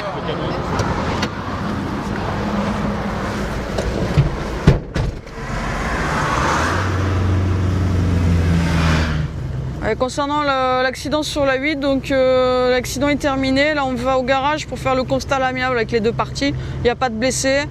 Dépistage alco négatif, dépistage stup négatif. Pour Patricia, porter l'uniforme de gendarme, c'était un rêve d'enfant. Pour le réaliser, elle a dû travailler dur. À l'époque où j'ai passé le premier examen, ils prenaient très peu de filles. C'était de l'ordre de 5% dans l'année, quoi. C'était dans les années 90. Je vais avoir 18 ans. Et donc après, j'ai continué mes études dans le commerce. Et puis à 27 ans, je me suis dit, allez, je repasse le concours. Ça n'a pas été simple parce que bon, au niveau sport, il fallait que je m'entraîne assidûment. Et puis j'ai réussi à avoir le concours. Et donc j'ai fait l'école à la suite. J'ai attendu un an, puis je suis rentrée en école le 5 décembre 2000. Jour de mon anniversaire, c'était un dimanche à Chaumont, je me rappelle très bien, il faisait froid. Donc voilà. Il y en a de plus en plus des femmes qui ont la vocation de rentrer dans cette arme-là. Il n'y a plus de préjugés concernant les femmes en gendarmerie. De toute façon, une femme est aussi compétente qu'un homme.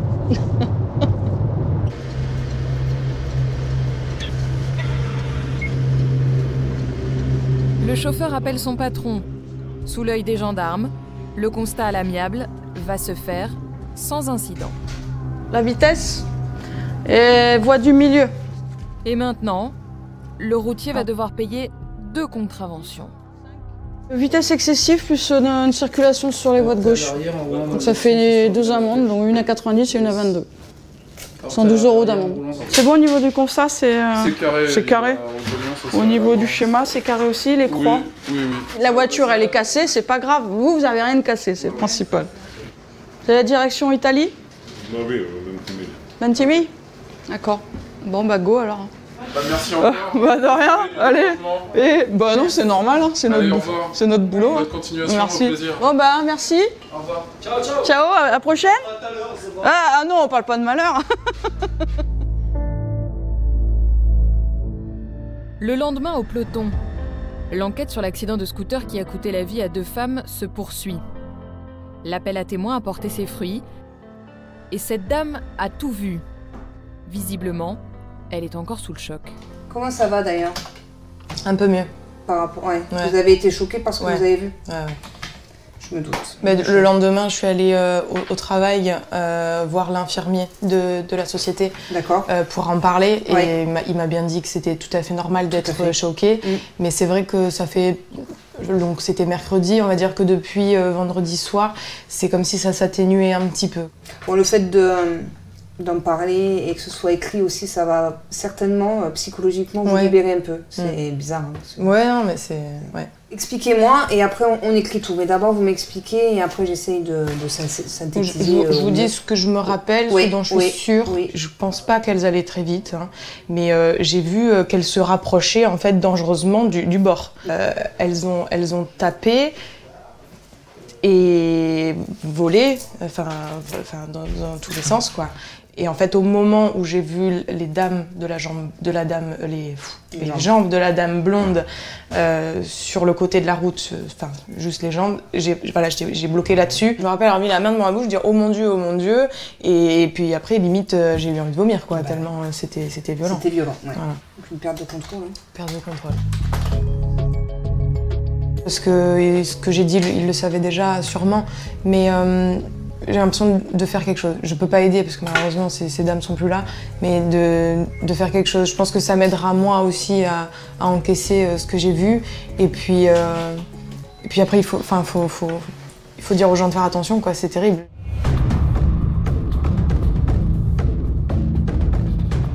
De son côté, Patrice se rend au garage où le 2 roues a été immobilisé. Il tient à vérifier la vignette de l'assurance. Alors, je regardais quand même le scooter dans quel état il est. C'est un Vespa, mais non. Chose incroyable, le 2 roues est à peine abîmé. On dirait pas, hein? Non. On dirait pas qu'il y a eu 2 morts là-dessus. Hein. Il a pas le coup, hein. Là tu le prends, tu le démarres, hein. Il roule. Hein. Elle est venue se poser contre la glissière, le mur en béton, quoi. Et t'as les petits panneaux là, et c'est les pris plein de fer. Et le scooter, lui, il est resté contre le mur. Il est râpé contre le mur parce que voilà, elle s'est mise contre le mur. Il n'y a pas eu d'impact de l'avant. Là, le scooter, on dirait pas. Bon, voilà, c'est ça que je cherchais, moi. Oh putain. Comme il le craignait, l'assurance semble expirer depuis près d'1 an. Ouais, prends-la en photo, mais je la prends en photo avec mon téléphone aussi, comme ça l'assurance, je l'appelle. Et avec ils vont me dire si c'est parce qu'elle n'a pas changé. Exactement, ou si elle n'est pas assurée du tout. À mon avis, je le sens mal, mais bon. Je mets un carton scellé sur le scooter, et puis comme ça, là maintenant, le scooter, il est sous main de justice. Patrice est sur le point de rentrer au peloton quand il reçoit un appel. Oui, allô?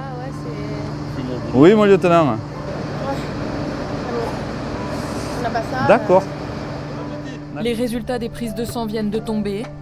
La conductrice, mais aussi la passagère, n'étaient plus du tout en état de monter sur un scooter. Pas Jojo. Alors au niveau des stupéfiants, c'est négatif pour les deux.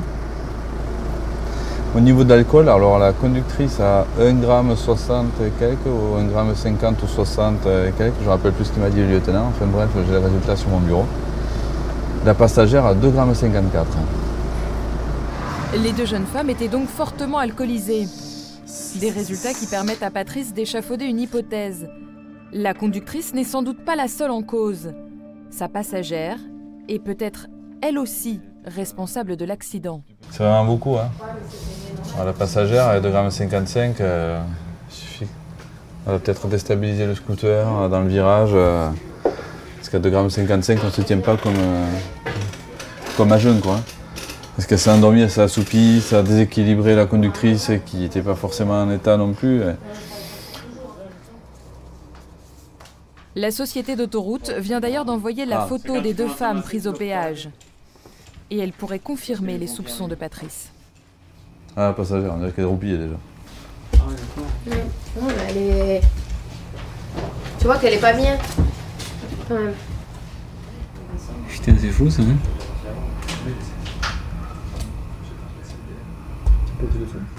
Bruno, de son côté, appelle l'assurance du scooter. Au garage, Patrice avait remarqué que la date de validité était dépassée. La vignette est périmée. Donc avec le numéro de contrat, est-ce que vous pourriez me dire s'il est en cours de validité? Donc A de Alpha, C de Charlie, résilié, et vous savez pas où elle est partie? La jeune femme n'était plus assurée. Ah oui, ça c'est problématique. Elle ne payait plus ses mensualités depuis longtemps. Lieutenant? Oui. J'ai du nouveau pour l'assurance? Oui. Résiliation contentieuse, donc c'est une situation assez grave chez les assurances. Oui, parce qu'elle ne payait pas ses traites. Il faut savoir que quand on est résilié pour ça, c'est très difficile de s'assurer ailleurs. Un drame de la route qui pourrait se terminer devant un tribunal civil, au cas où la famille de la passagère porte plainte pour obtenir une réparation financière. D'ailleurs, il y a la famille qui reste, qui peut être engagée sur ses deniers propres, donc ça peut aller loin. Elle peut très bien se retourner contre la conductrice qui est décédée, bien évidemment, mais en portant plainte. Hein. Et il va y avoir des dommages et intérêts à payer. Hein. Donc les montants peuvent être très très élevés. Maintenant, il faut savoir qui paye. Et ce ne sera pas l'assurance, puisque la conductrice n'était plus assurée au moment de l'accident. Ce sera donc sa famille qui devra payer en cas de plainte. Le lendemain matin, Patricia fait une entrée triomphale au peloton. Voiture avec chauffeur. Sa moto est restée au garage et pour cause. Elle arrive avec les bras chargés. Elle va devoir affronter les blagues de ses camarades. Mais c'est pas le bon! Il m'a vu m'emmerder ce matin. Mais non, mais... Car ce matin, elle vient de passer maréchal des logis chefs. Bonjour, ça va?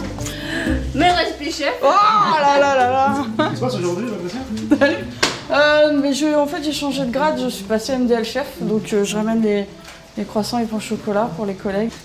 Bonjour, chef. Respect, chef. Pareil. Félicitations. Merci. Bon, allez, je vous ramène la victuaille. Merci. Tac. Ça fait combien de temps vous êtes dans la gendarmerie? Ça fait 17 ans. Ça fera 17 ans à la fin de l'année. Toujours la même fougue ou très passionné? Toujours la même fougue, bien sûr. Bonjour chef, félicitations. Ah, mon lieutenant. Aïe. Les galons vous vont si bien. Oh merci, c'est gentil. Voilà, ça marque le coup, hein. C'est sympa pour le promu de ramener un petit croissant pour déjeuner le matin, c'est sympa. On va pouvoir profiter un petit peu, discuter 5 minutes, mais bon. Ça va rien nous changer, pour elle c'est surtout plaisant d'avoir un galon de plus sur les épaules, hein, c'est sûr. Allez. Pas le temps de s'endormir sur ses galons. Merci. La chef doit partir en patrouille. Et très vite, elle croise la route d'un conducteur en pleine conversation téléphonique. Vas-y, double-le, il doit y être encore.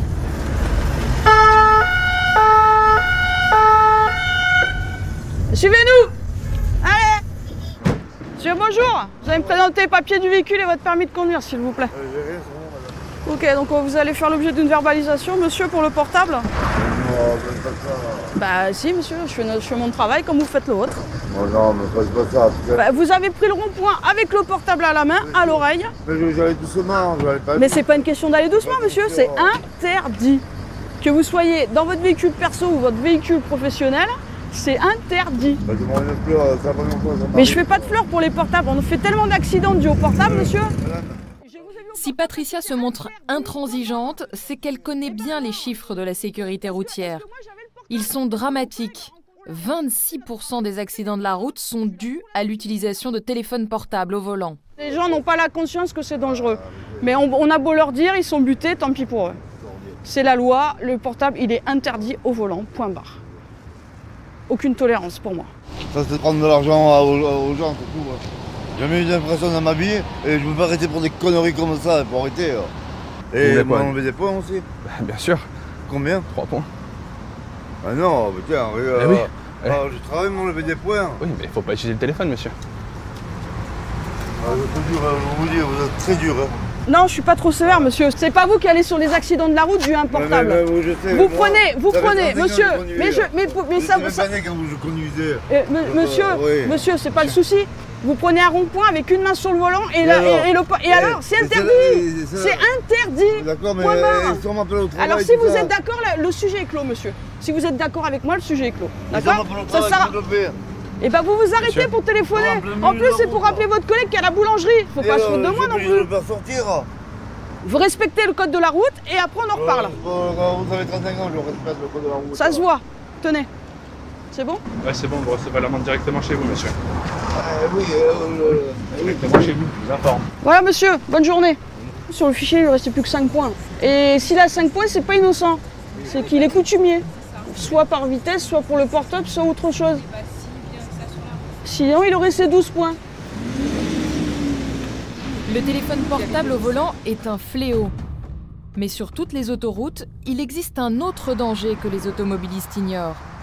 Les bandes d'arrêt d'urgence, sur lesquelles ils se croient pourtant en sécurité, sont souvent le théâtre d'accidents graves.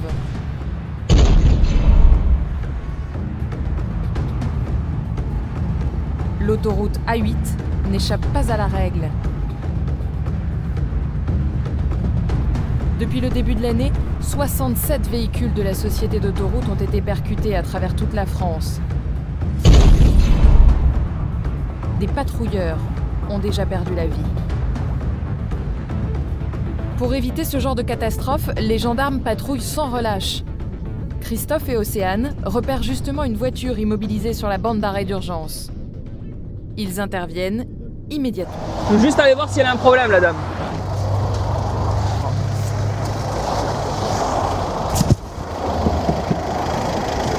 Bonjour mesdames, c'est la gendarmerie. Vous avez un problème? Oui, ma mère elle est donc transportée à l'hôpital. Et elle m'a téléphoné, c'est pour ça avec le téléphone je ne sais pas. Vous êtes en train de me dire que vous vous êtes arrêté sur la bande d'arrêt d'urgence pour répondre au téléphone? Non, parce que ma mère... Oui ou non? Oui. Oui, bon, bah, est-ce que vous avez un problème mécanique? Non, monsieur. Bon, bah alors pourquoi vous vous arrêtez sur la bande d'arrêt d'urgence? Vous avez dit ma mère... Vous avez des camions qui roulent à moins d'1 mètre de vous à 90 km/h. Vous avez une aire de repos à moins de 100 mètres. Et vous allez vous arrêter sur une bande d'arrêt d'urgence pour répondre au téléphone alors qu'il y a quelqu'un à côté de vous? Non mais madame, on aurait pu vous percuter. Allez, on part directement, on vous arrêter sur l'air, allez. L'inconscience répond au téléphone parce que sa mère elle est malade. Et on s'arrête sur la bande d'arrêt d'urgence pour répondre au téléphone. Voilà. On s'élance sur la bande d'arrêt d'urgence. On s'élance sur la bande d'arrêt d'urgence. Allez. Accélérez. Mais la dame ne prend pas assez de vitesse pour repartir en toute sécurité sur l'autoroute. C'est donc toujours sur la bande d'arrêt d'urgence qu'elle rejoint l'aire de repos.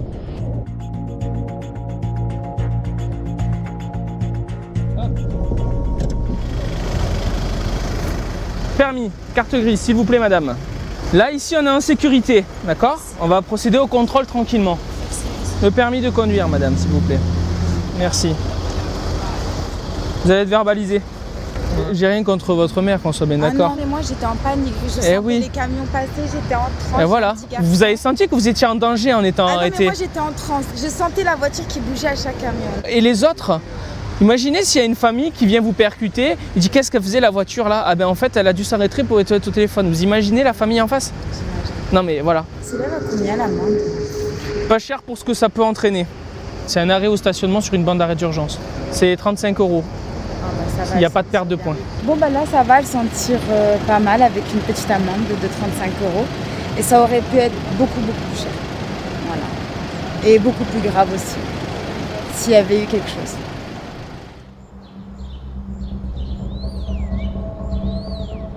Au peloton, Bruno est de permanence. Il a intégré la gendarmerie il y a 17 ans. Très vite, il a demandé son affectation sur l'autoroute, car c'est l'endroit où il se sent le plus utile pour sauver des vies. Mais aujourd'hui, il va devoir faire face à une victime de la route un peu particulière. Ouais, j'ai un piéton sur l'autoroute là. Une dame qui essaye de récupérer son chat. Si tu peux envoyer une patrouille. Ouais, c'est bien pris, j'envoie les PAM sur place. Qu'il nous fasse sa fiche. La société d'autoroute vient de lancer une alerte et d'envoyer une image sur les écrans de contrôle. C'est pourquoi l'inter? Une femme qui essaie de récupérer son chat sur l'autoroute. Je pense que le chat il s'est fait écraser. Comment vous savez que le chat s'est fait écraser? Bah parce que la dame elle pleure en fait. Donc du coup ça laisse quand même penser que soit il s'est fait écraser, soit elle a peur quoi. Elle est où cette dame? La dame elle est là et son chat en fait on dirait qu'il est écrasé juste avant. Sur la voie de droite, le cadavre d'un animal. Sûrement le chat de la jeune femme. Faudrait pas qu'elle se mette à traverser les voies. Bon, on y va, allez. Bruno se rend donc immédiatement sur place. Bah là, il était plus que condamné. Un chat qui se promène sur une autoroute, non, là, il peut pas s'en sortir, quoi. Donc là, on va essayer de surtout calmer la dame, parce que si elle voit qu'il y a son chat à 20 mètres d'elle, qui est passé sous une voiture ou un camion, ça risque de la choquer. Et on se met aussi à sa place. La valeur sentimentale, ça peut provoquer une réaction très spéciale de la dame. Ça dépend s'il y a des larmes ou pas.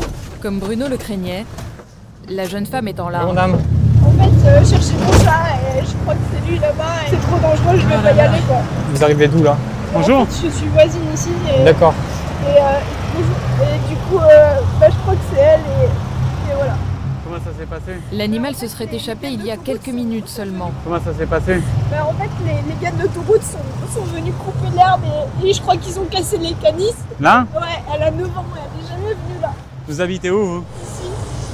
Ah oui, là, elle a 9 ans, elle est jamais venue ici. Et ils ont fait ça pendant l'été et du coup, ben voilà. Vous saviez pas qu'il y avait une... Non, parce que je suis partie en vacances, je suis revenue il y a 2 jours et voilà, et elle revenait pas hier soir, je trouvais ça bizarre et voilà. Ah oui, c'est sûr que c'est assez dramatique. Vous avez qu'un seul animal? J'aimerais juste récupérer un petit peu pour l'enterrer si c'est possible. Ah non, là ça va pas être possible. Hein. Mais c'est juste un petit peu. Non, non, mais si vous récupérez, c'est vous qui passez sous une voiture. Hein. Il faudra voir avec les services escotins. Je vais les appeler. J'ai appelé un patrouilleur pour qu'il puisse venir. C'est pas possible quoi. Il y a longtemps que vous habitez ici? 35 ans. Hein? 35 ans. Ah, vous êtes né là? C'est la société d'autoroute qui est habilitée à faire ce travail. Dis-moi, on est avec la personne là. C'est la dame qui habite à côté en fait. Tes gars là, ils sont venus débroussailler là. Ils ont coupé la canisse qui fait l'isolation entre chez elle et l'autoroute. Et résultat, le chat il s'est échappé à cause de ce trou là, parce qu'il y a un trou maintenant. Non seulement tu viens faire les constats et il faut récupérer le chat, il veut l'enterrer dans son jardin. Ça. Ok, donc laisse la voie fermée pour l'instant. Vous voulez l'enterrer dans votre jardin, ce petit chat? Il a 9 ans, il fait partie de la famille quoi. Mon fils il a 4 ans, je sais même pas comment lui annoncer quoi. La maison de cette dame est extrêmement proche de l'autoroute. Sa salle à manger est à seulement quelques mètres de la 4 voies. Ça, c'est pas trop bruyant là au quotidien? Ouais, il faudrait un mur anti-bruit. C'est ça, ce qu'ils ont pas compris, c'est qu'il y a 2 choses. La première chose, c'est le bruit. Et mon père, quand il a acheté il y a 35 ans, il y avait une bagnole tous les morts d'évêque. Quand j'étais petite, j'étais là-haut dans la campagne. On s'amusait avec mes frères des fois à compter les voitures. Genre, il y en avait une, puis on attendait des fois 2. Mais il y a une autoroute déjà? Oui, mais là-bas, en face. Aujourd'hui, le flot est ininterrompu. Plus de 150 000 véhicules passent chaque jour sous les fenêtres de cette dame. À l'époque, c'était sans doute la campagne ici, et la région s'est étendue, et voilà. Vous savez comment il s'appelle le chemin qui monte? Il s'appelle le chemin du col de Bast. Pourquoi col de Bast? Parce que Bast, en histoire, ça veut dire arrêt, basta, arrête. Et parce qu'il s'arrêtait, c'était un chemin de mulet il y a 30 ans. Il n'y a personne qui montait dans ce chemin. Et en bas, c'est le vallon obscur, ça s'appelle là maintenant, ils ont mis une déchetterie. Et parce qu'il n'y avait personne, Là maintenant, ils ont tout construit, ils sont arrivés, ils ont fait leur truc et ils n'ont pas demandé notre avis quoi. Enfin, en fait, c'était un petit bonheur, maintenant c'est un enfer. Ça manque de sécurité, là aujourd'hui c'est le chat, demain ça peut être mon fils quoi. Donc, Claire, la patrouilleuse, comprend la douleur de la propriétaire du chat. Elle est même souvent appelée pour ce genre d'intervention. On n'aime pas ces moments-là. Parce que les bêtes, savent pas comment ça marche l'autoroute.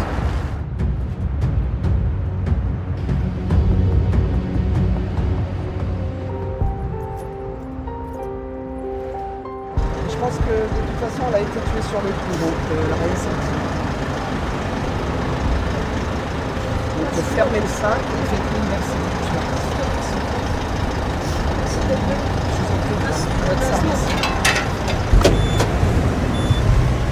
De retour au peloton, Bruno surprend un conducteur de scooter à contresens au péage.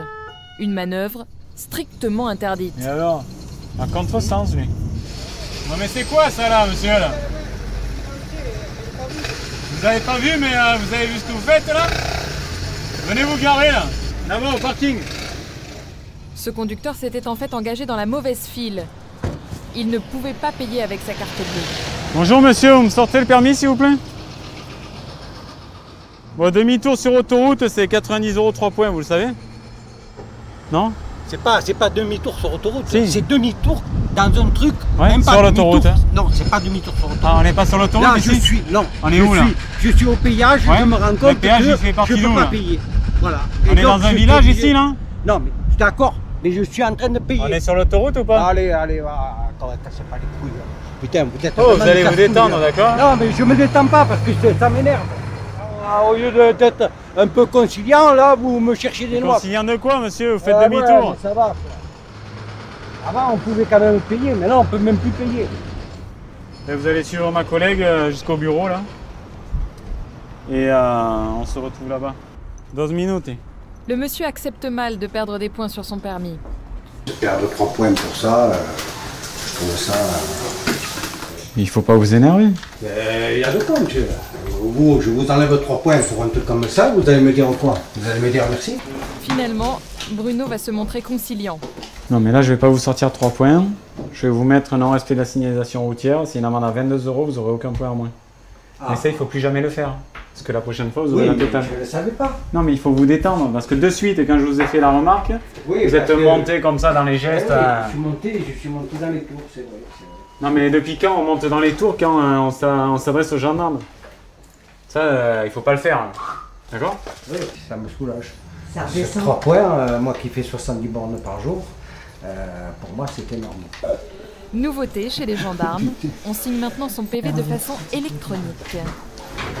Vous voyez où elle est, la souris est là, mettez-vous là. Là, mettez-vous là. Non. Et c'est la souris qui fait office de stylo.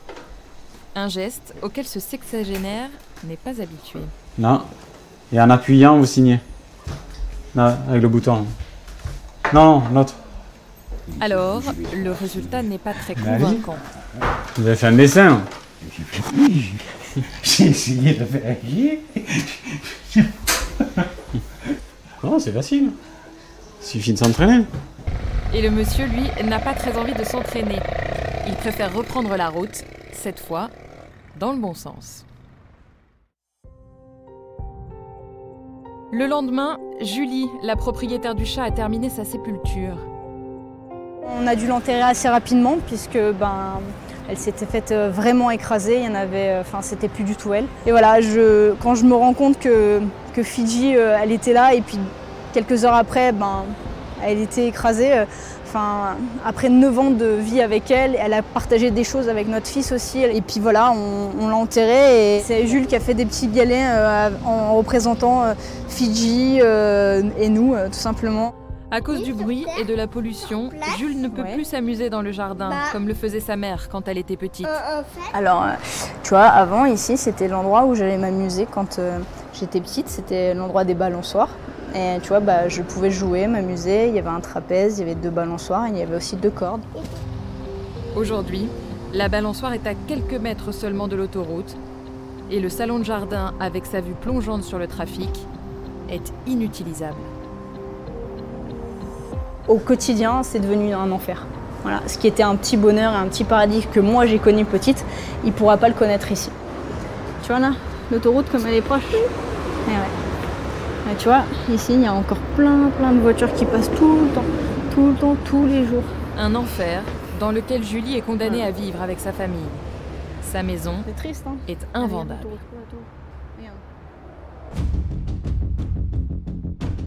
Au peloton, Patrice est tendu.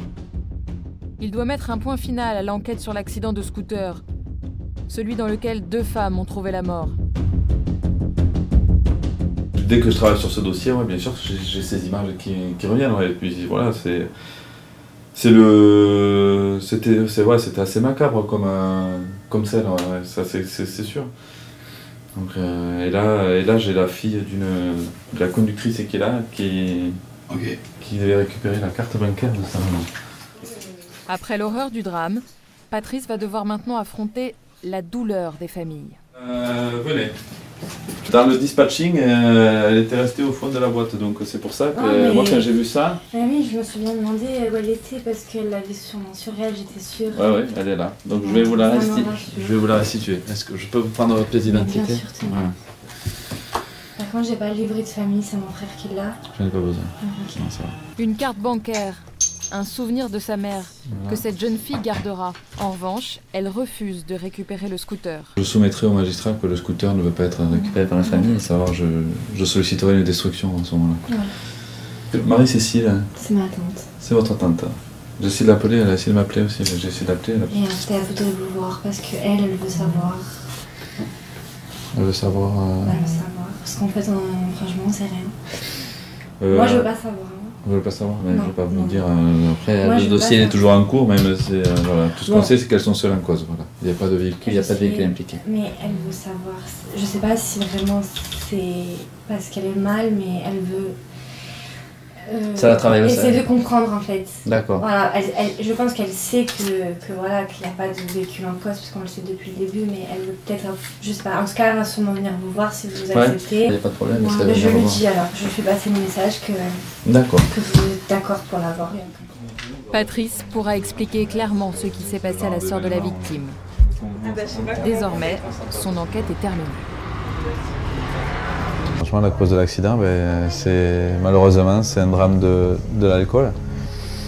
Donc le fait que la conductrice soit alcoolisée, elle ne conduit pas, elle n'a pas toutes ses facultés pour maîtriser son scooter. Et derrière, la passagère elle est alcoolisée aussi, donc ça a dû déséquilibrer le scooter à un moment donné dans le virage. Et la conductrice, elle a perdu le contrôle. Et elles ont été tout droit. Pour Patrice, aujourd'hui, cette affaire est close. Ils sont seuls en cause. Donc au niveau des poursuites pénales, il n'y en a pas, parce qu'en France, on ne poursuit pas les morts, on ne peut pas juger en mort. Donc pas de poursuite pénale. On va s'orienter très certainement vers un classement sans suite, pour une raison très simple, c'est le décès de l'auteur. Voilà. Mais ce dossier le marquera à jamais. On a des images qui sont cumulées tout au long de la carrière. Quand on a fait une carrière, je pense qu'on a une série d'images qui restent gravées. Ouais, celle-là en fera partie, ça c'est évident. Dans le prochain épisode, vous allez découvrir que les gendarmes de l'autoroute A8 sont sur tous les fronts. Serrez-vous à droite à gauche, il y a un accident plus haut, serrez-vous s'il vous plaît. Ils doivent intervenir en urgence sur des camions fous. Quand on conduit, il faut aller doucement en France. En France, slowly. Tenter de calmer des conductrices agressives. Je suis une grosse conne qui sait pas conduire. Même quand elles sont en infraction. Et qui fait que des conneries avec son portable. Ouais. Et sur cette autoroute qui va de Cannes à Monaco, les gendarmes font souvent des découvertes étonnantes. Et qu'est-ce que c'est comme véhicule? C'est la Batmobile. C'est la Batmobile? Oh putain, celle-là, c'est la vraie, celle-là. 100 jours qui ne sont pas vraiment de tout repos avec les gendarmes sur l'autoroute des vacances.